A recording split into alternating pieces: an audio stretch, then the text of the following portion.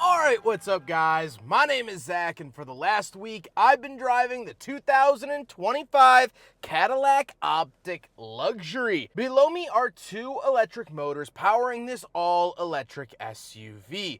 Now, I am super excited to be driving this Optiq for the last week because this is the new entry-level Cadillac, and I really enjoy it. I'm excited to share with you why that is, but this also completes our collection of driving all of the Cadillac EVs currently on sale, minus, of course, the Celeste or Celestiq, that $300,000 one that almost no one has driven. So all of the ones that you'll actually see in your lifetime, I have now driven, and I'll give my opinion on them here. But if you'd like to submit your own vehicle and have it reviewed here on the channel, you can head on over to my website, zachpradel.com/submit. It's a quick and easy submission form. It takes under a minute to fill out, and I come out to you. And if you'd like to see all my videos weeks or sometimes months in advance, you can head on over to my Patreon for only $5 a month. But let's get back to that all-electric drivetrain. Well, it has almost matching numbers at 302 miles of range and 300 horsepower. Now, the Optiq is only available in all-wheel drive. This shares a platform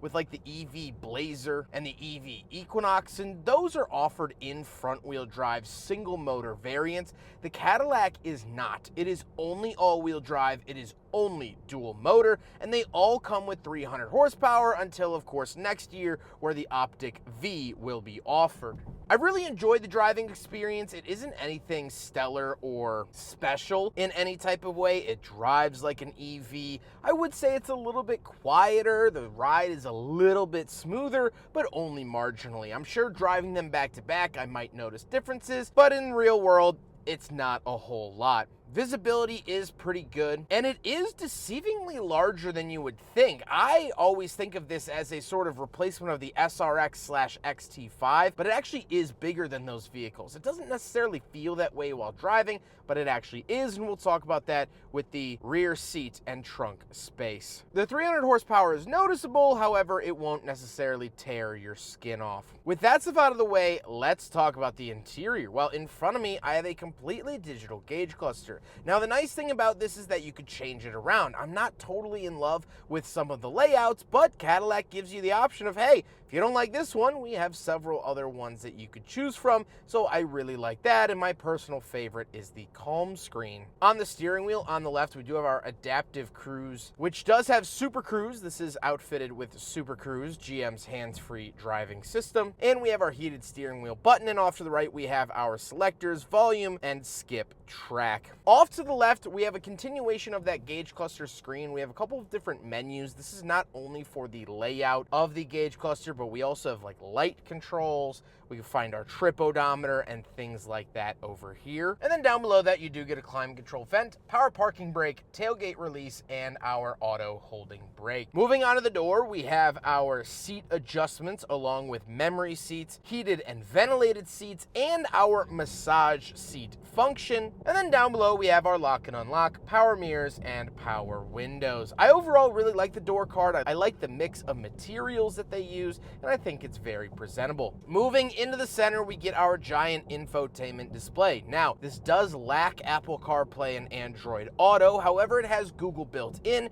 and GM tells me this is so they could give better range estimates and tell you your battery percentage upon arrival and departure. I think it's a pretty easy system to use. We do have this really nice 360 camera system as well. Big fan of that. You have ambient lighting and settings and things in here, and like I said, I think it's pretty easy to use and pretty straightforward.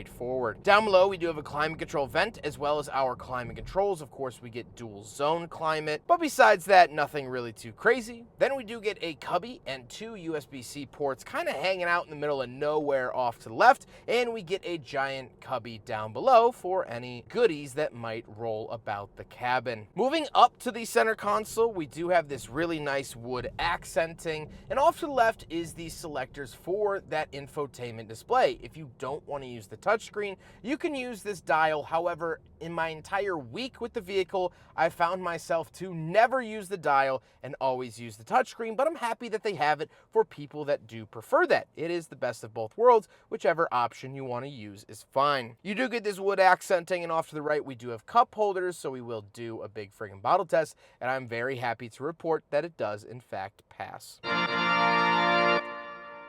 We do get a center console with a wireless charger in there, but again, nothing too crazy. And then we'll talk about the seats. These are finished in Autumn Canyon. That is the color for these seats, and I think that they are absolutely wonderful. They're almost like a terracotta color, and I love it, love it, love it. However, speaking of seats, we do have back seats, in which I also love, so let's go do a back seat review. All right, so we're in the back of the Cadillac Optiq, and honestly, it's pretty spacious. My knees are not hitting the seat in front of me. This is my driving position. My head is not hitting the ceiling, and I get to enjoy this large, beautiful skylight. I also get my own climate vents, heated seats, 2 USB-Cs, and a wall outlet, as well as some cubby space and fold-down cup holders. This is a nice experience, and honestly, I don't feel like a 2-row SUV would ever need more space, and as we'll talk about later, this kind of makes the Lyriq a little bit obsolete in my opinion, but we'll talk about that. I don't want to bury the lead on that. This is a very nice place to be. This canyon leather carries on back here. It's almost, in some lights, it's almost a salmon-y color, or salmon-y color if you enjoy mispronouncing words. I like it. I like it a lot. Let's hop into the very back. We'll take a quick look at the trunk and cargo space, and then we'll talk about the looks. All right, we're on the back of the Cadillac Optiq, and you do push the logo here. You can also stand here. You just heard it beeping.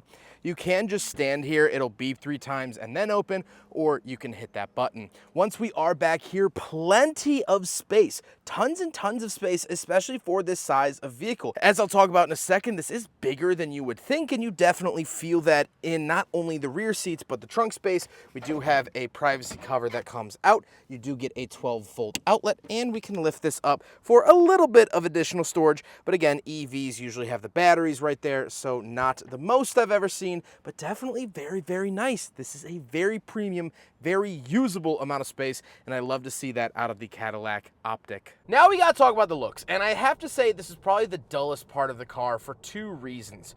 First of all, and I'm talking directly to you, Paige, why did they spec this in black? GM is so good, and the Optiq comes in so many good, cool, interesting colors. I think this black color really hides its accents and doesn't let its full form show. So, would have loved it if it was in a slightly better color. The other downside is the fact that it looks very, very similar to all of its siblings. The Lyriq, Optiq, and Vistiq all look nearly identical, and the Escalade IQ looks pretty similar as well. However, that's the size of a freight train, so you're not really mixing that one up in traffic. The Optiq, Lyriq, and Vistiq I could easily mix up at the glance of an eye, so I do find that to be slightly annoying.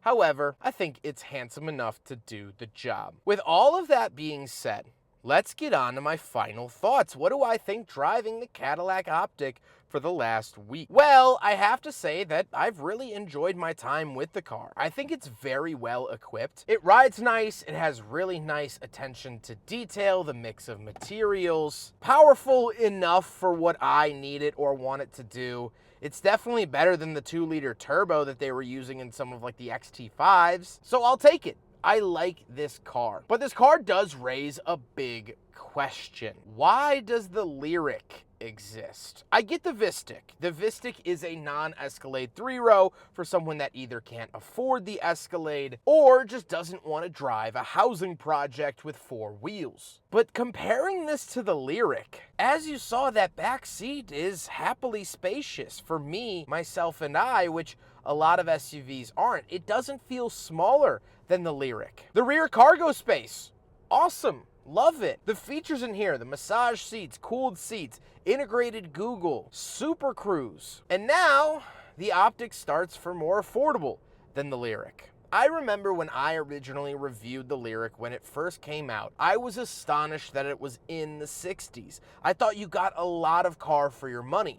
Now, unfortunately, the Lyriq has gone up in price since I originally reviewed it, and I loved it because of that, but as I mentioned, it has gotten more expensive since then. This is what the Lyriq started off as. You could get this starting around $55,000. Now, this particular one specced out in this video is just above $60,000, but that's because it has a $3,000 blackout package that gives you bigger wheels, which actually hurt the range. So you could get smaller wheels and better range for a better price. At $55,000, this starts to make a lot of sense. And so it feels like the early days of the Lyriq. I'm praising the Optiq for the same reasons that I praised the Lyriq a few years prior. This feels like when a new video game comes out these days, and I get to capture a part of my childhood again, maybe for a day, maybe for a week, but you get that romanticized nostalgia of, oh man, this is just like the old days.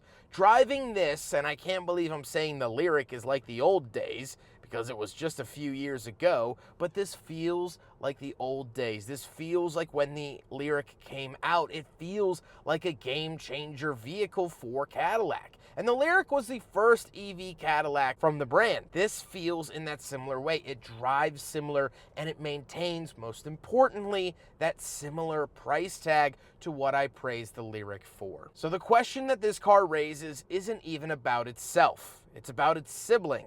If we have the Optiq, do we really need the Lyriq? Is GM making too many SUVs, and at that, too many electric SUVs? Choosing between this, the Blazer, the Equinox, let alone the gas Blazer, the gas Equinox, the gas Acadia GMC, the Traverse, the Vistiq, the Terrain. Boy, are you spoiled with options from GM, and it's going to be very interesting to see how it all plays out. But for now, I'm very happy to be behind the wheel of the Cadillac Optiq. I hope you guys enjoyed the video. Huge thank you to Cadillac for letting me borrow their Optiq for the last week. Huge thank you to G. Schmitz for facilitating the cleaning and delivery of this Optiq, and of course the Midwestern Automotive Media Association. But I hope you guys enjoyed the video. Don't forget to rate the video, comment on the video, subscribe if you really liked it, and you actually catch me now at a highway on-ramp